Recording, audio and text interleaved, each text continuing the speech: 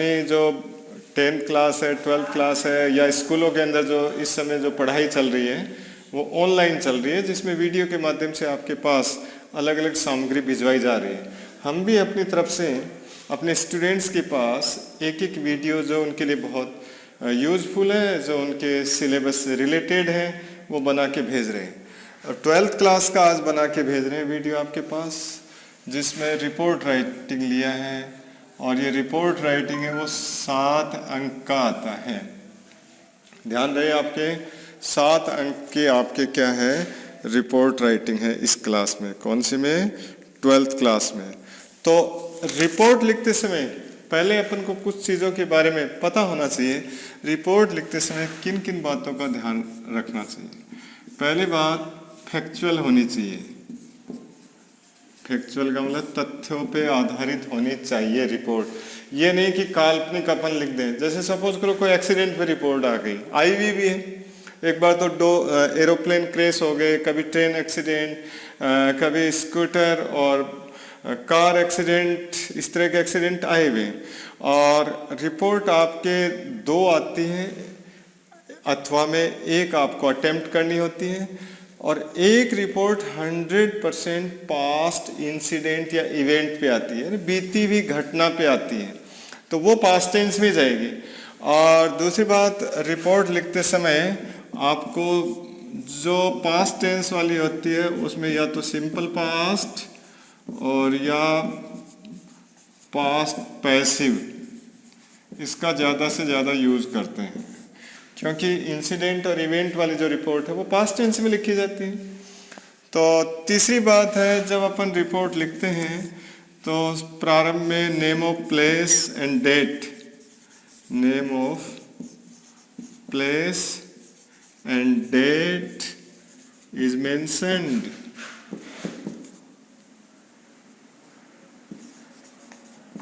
या रिटर्न। तो जब रिपोर्ट का कोई उत्तर अपन लिखते हैं तो सबसे पहले नेम ऑफ प्लेस, कहाँ की घटना है, और डेट, कौन सी तारीख है, ये अपन उसका उत्तर लिखते समय इस चीज़ को अपन मेंशन करते हैं, इसका उल्लेख करते हैं। उसके बाद कई बार तो आपके पास रिपोर्ट के लिए आउटलाइंस दी हुई होती है, आउटलाइंस के माध्यम से आपको डेवलप करनी होती है। फिर मैं वापस उसी बिंदु पे आ रहा हूँ कि रिपोर्ट 2 आती हैं, उनमें से एक करनी होती है। एक किसी न किसी इंसिडेंट या इवेंट पे होती है जो 100% पास्ट टेंस में जाती है। दूसरी हो सकता है, कई बार आई है, हमेशा तो नहीं, कई बार जो दूसरी आई है वो अपनी डे टू डे जो रोज़मर्रा की लाइफ है उससे रिलेटेड है। जैसे वाटर सप्लाई पे आ गई तो ये डे टू डे प्रॉब्लम है, तो वो प्रेजेंट टेंस में जाएगी, वो रिपोर्ट प्रेजेंट टेंस में जाएगी। लेकिन उसमें भी रिपोर्ट, आप कोई भी रिपोर्ट लिख रहे हो उसमें पैसिव वो इसका सहारा ज़्यादा से ज़्यादा लेते हैं। और एक और बात है कि रिपोर्ट लिखते समय अपने लिए अगला ये एक्सपेक्ट करता है कि आप एक रिपोर्टर हैं और you are present at the scene, और आप उस दृश्य के ऊपर उपस्थित हैं। What did you see with your eyes, आपने अपनी आंखों से क्या देखा, ऐसा वर्णन करना होता है। इसका मतलब अपन कल्पना के सहारे नहीं कर सकते। लास्ट में जब रिपोर्ट समाप्त हो जाती है तो अंत में बाय रिपोर्टर लिखते हैं, यानी किसके द्वारा ये रिपोर्ट प्रिपेयर की गई है या किसने इस रिपोर्ट को लिखा है। इस तरह से ये तो रिपोर्ट लिखते समय अपन को मुख्य बातें हैं उनका ध्यान रखना है, और इसके आधार पे ये 7 नंबर का जो क्वेश्चन है उसको अटेम्प्ट करते हैं। अब हम आपके सामने एक रिपोर्ट को आउटलाइन के सहारे डेवलप करके दिखाते हैं। रिपोर्ट लिखते समय किन किन बातों का ध्यान रखना चाहिए वो तो अभी आपको कुछ मोटी जो चीज़ें थी वो बताई गई, और अब आपके सामने एक रिपोर्ट को आउटलाइन के सहारे डेवलप करके देख रहे हैं।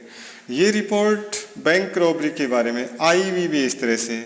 अब अपन कोई भी, जैसे बैंक आपका PNB है और स्थान का नाम जैसे बाड़मेर लिख दिया, कोई भी डेट लगा दी 20 जुलाई 2021, पहली चीज आपके लिए, मतलब इसमें कुछ चीजें ऐसी हैं जो आप परमानेंट दिमाग में रखोगे तो कोई भी रिपोर्ट आ जाए उसका उत्तर लिखने में आपको सहूलियत रहेगी। पहला पॉइंट ये स्थान का नाम और तारीख। तो आपके लिए एक पॉइंट तो तैयार हो गया कि कोई भी रिपोर्ट आए हमें शुरुआत इस तरह से करनी है। दूसरी बात है, प्रारंभ का जो वाक्य होता है उसमें ज्यादातर देर वॉज का यूज करते हैं, क्योंकि वर्ब नहीं दी हुई होती इसलिए वाज वर्ब का यूज करते हैं। There was a bank robbery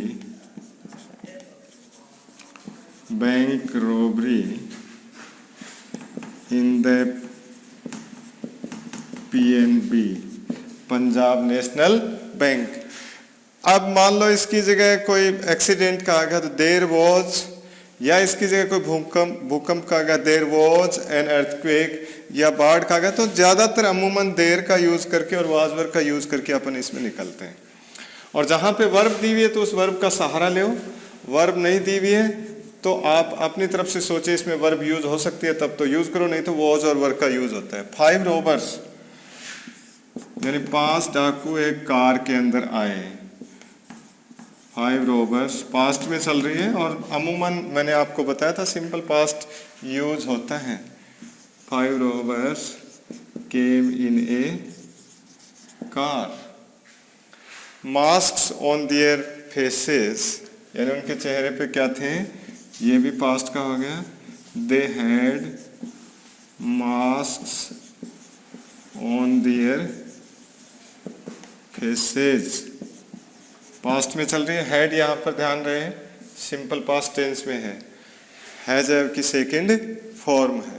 सबसे पहले उन्होंने क्या किया, cut the telephone wires, they cut the telephone wires, उन्होंने टेलीफोन वायर को कट कर दिया।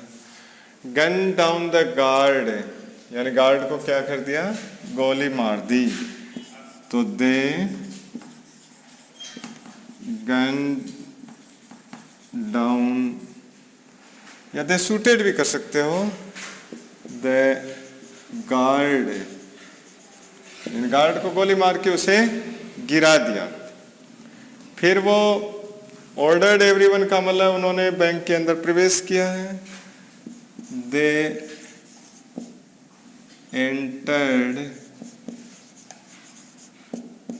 Inside the bank and ordered everyone not to move,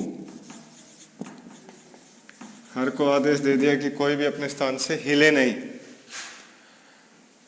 took the keys of safe, जो बैंक के अंदर सेफ होती है उसकी बैंक मैनेजर से उन्होंने क्या ली, चाबी ली। they took the keys of safe from the bank manager, from the bank manager। उससे अगला क्या है, looted money, they looted money, past tense में चल रहा है सारा का सारा, उन्होंने पैसा लूट लिया और भाग गए। एंड से जोड़ सकते हो, रन अवे की सेकंड फॉर्म होगी rain away in the car, car के अंदर वो भाग गए। पुलिस टेलीफोन, यहाँ पर पैसिव वॉइस का वाक्य होगा। अमूमन देखिए पैसिव वॉइस कब बनाते हैं, जब वाक्य के अंदर कोई वर्ब की सेकंड फॉर्म पहले से दी हुई है, वहां पर ज्यादातर तुम पैसिव वॉइस का यूज कर सकते हो। The police was telephone, passive voice हो गई सिंपल पास्ट टेंस की, यानी पुलिस को क्या किया गया, टेलीफोन किया गया। पुलिस ने उनका पीछा किया, ये एक्टिव फॉर्म में है। The police chased them, but अब ये सिंपल प्रेजेंट में है, मॉडल कैन, और अपन लिख रहे हैं पास्ट की इंसिडेंट या इवेंट, तो पास्ट में कैन नॉट का क्या हो जाएगा, could not, but could not catch them. Modal के बाद फर्स्ट फॉर्म ही होती है सिवाय पैसिव वॉइस के, कैच फर्स्ट फॉर्म लिखिए। रजिस्टर ए केस, ये पैसिव वॉइस में जाएगा। A case was registered, a case was registered passive voice है, वॉज वर्ब की थर्ड फॉर्म। अगेंस्ट देम, उनके खिलाफ एक केस दर्ज किया गया। और अंत में अपन लिखते हैं बाय रिपोर्टर। अब रिपोर्टर कोई भी हो सकता है, वो नाम लिख दो किसके द्वारा ये रिपोर्ट दी गई, इसको चारों तरफ से फिर अपन को बंद कर देना चाहिए। ये 7 अंक का टॉपिक है और बड़ी आराम से आपको इसमें समझाया गया है कि अमूमन एक रिपोर्ट तो आपको पास्ट में लिखनी पड़ेगी, सिंपल पास्ट टेंस यूज कीजिए या उसकी पैसिव वॉइस यूज कीजिए। पैसिव वॉइस अमूमन कहाँ यूज होगी, जहाँ पे ऑलरेडी अपन को ये दिखे कि भाई ये वर्ब की सेकंड फॉर्म है या थर्ड फॉर्म है, वहाँ पर पैसिव वॉइस यूज करनी है। और इसके अलावा रिपोर्ट फैक्ट्स पे आधारित होती है, कल्पनाओं का सहारा नहीं लेना है। एक रिपोर्ट के सहायता से आप कई तरह की रिपोर्ट तैयार कर सकते हो। Thank you.